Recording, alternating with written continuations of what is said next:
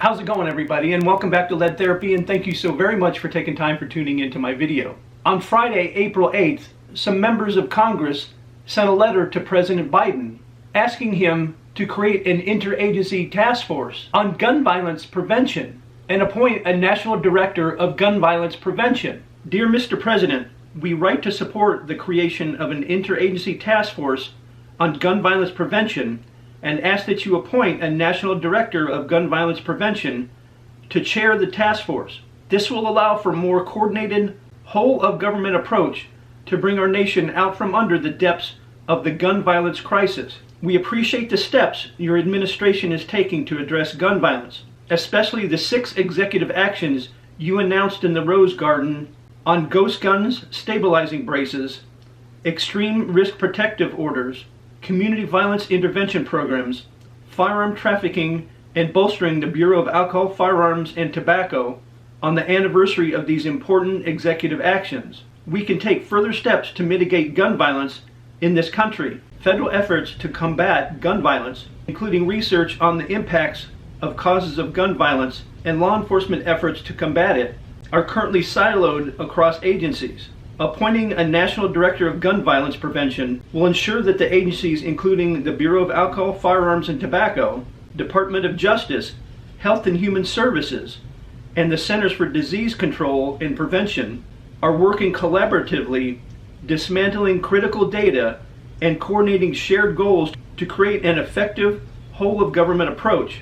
We ask that this new National Director of Gun Violence Prevention report directly to the Office of the President with the goal of reducing firearm deaths and injuries by at least 50% over the next 10 years.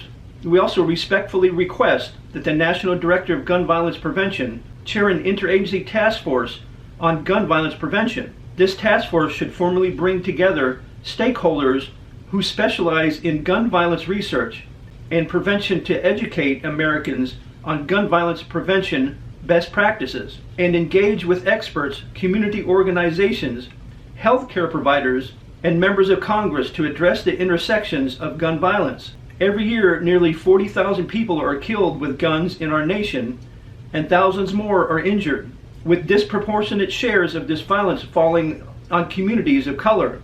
In 2020 alone, over 45,000 people needlessly lost their lives due to gun violence, a 14% increase from 2019.